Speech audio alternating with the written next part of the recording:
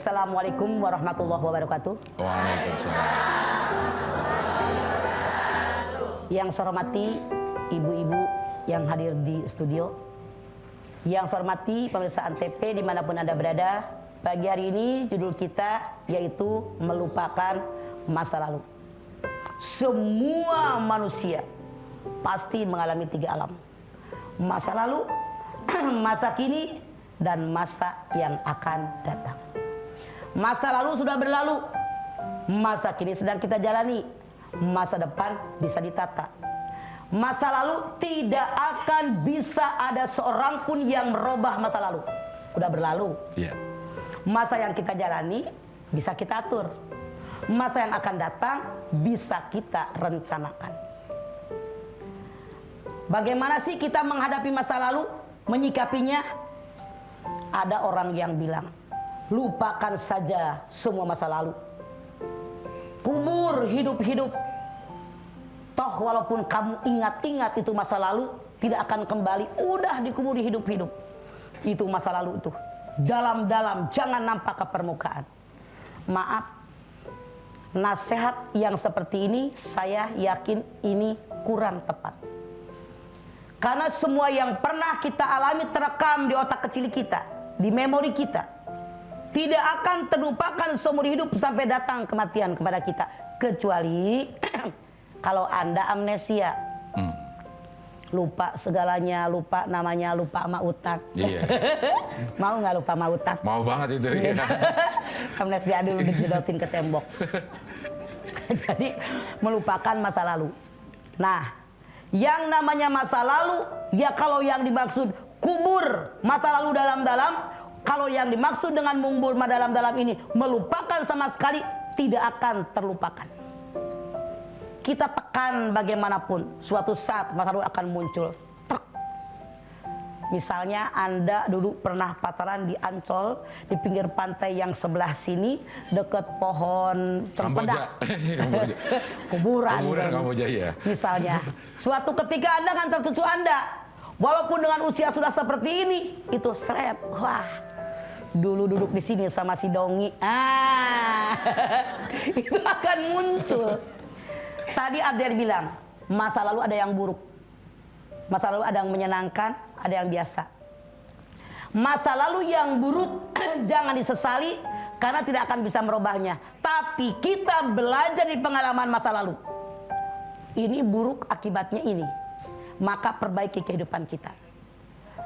Masa lalu yang baik begini, akibatnya begini.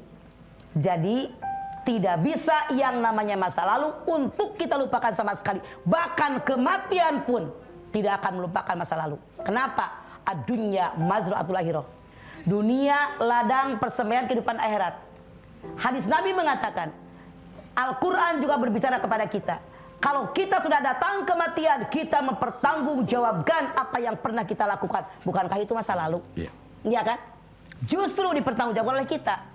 Bahkan Allah berfirman dalam surat Yasin 65, Al-yauma nahtimu ala afwahihim wa tukallimuna aydihim wa tashhadu arjuluhum bima kanu yaksibun. Pada hari ketika mulut kalian aku kunci, tangan kalian yang berbicara, kaki kalian yang menjadi saksi. Ini masa lalu. Kenapa mulut dikunci? Tukang bohong. Ini tangan ngomong, saya ngasih duit sama emak, sama mertua, sama ipar, sama tetangga, sama fakir, sama miskin, sama duafa, sama anak yatim. Ngomong lagi tangan. Saya kalau punya duit disimpannya di sini, saking belit-belitnya. Orang minta sedekah. Iya. Nah, jadi ini tangan berbicara. Kaki pun akan berbicara. Ini masa lalu. Apa kata kaki?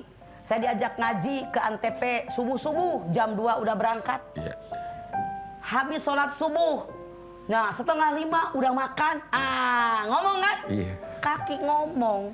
Jadi semuanya berbicara. Masa lalu jangan dilupakan, tapi perhatian buat kita agar kita di masa yang akan datang lebih baik daripada masa kemarin. Perbaiki masa lalu kita yang kurang baik.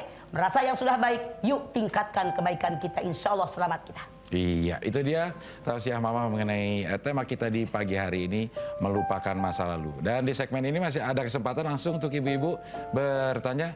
Yang ingin bertanya langsung dibuka ya. Siapa Bu yang mau nanya? Iya, silakan Bu. berdiri ya. Mau tanya nih, Ma. Saya nanya, namanya siapa? Saya nanya dulu. Nama saya Ibu Marfuah Marfuah. dari Majelis Taim Anissa Masjid Agung Kabupaten Brebes. Oh, Brebes, Artinya Anda bawa telur asin? Ya. Bawa Monggo, Nje. monggo. Monggo. Apa? Ning ditakon. ya. Tanya, Ma. Nje. Memang masa lalu tidak bisa dilupakan. Memang. Ya. Nah, yang saya tanya, Ma, saya sudah 2 tahun ditinggal suami dan kehidupan saya dalam masa lalu adalah ada senang dan ada duka. Namun beliau selalu mengizinkan saya untuk selalu mengikuti kegiatan-kegiatan jamaah dengan selalu mencium. Sekarang tidak ada yang dicium lagi. Bolehkah Abel menggantikannya? Atau mungkin di depan rumah ada tiang listrik. Silakan dicium tiang listrik ya. Rupanya dia kangen nggak ada yang nyium. Iya. Betul, Ma. Nah. Sekarang yang saya tanyakan karena masa lalu tidak bisa dilupakan, namun sekarang, Ma, selalu beliau dalam hadir dalam mimpi. Apakah ada hikmah, Ma, dalam mimpi dan apa maksud tujuannya almarhum selalu bertemu dalam mimpi? Ya. Baik dengan Ya. saya dengan Oke, anak-anak. kalau seandainya Ya, baik. almarhum hadir dalam mimpi Anda, artinya memang Anda selalu mengingat dia. Jadi saran saya, banyak berkirim doa buat dia. Ketika Anda pengen dikecup kening Anda boleh memejamkan rata Anda. Nah, begitu. Iya. Tapi nggak usah mati yang listrik, Iya, jangan jangan, kasihan, iya. nanti kejedot. Iya. Jadi Iya. itu artinya beliau minta dikirimkan doa yang banyak. Ngono, Mbak. Ngono, Mbak. Amin. Amin. Nje. Iya. Ya, terima kasih. Nje. Wassalamualaikum warahmatullahi wabarakatuh. Waalaikumsalam warahmatullahi wabarakatuh. Kayak Pilda Acil. Iya. Iya.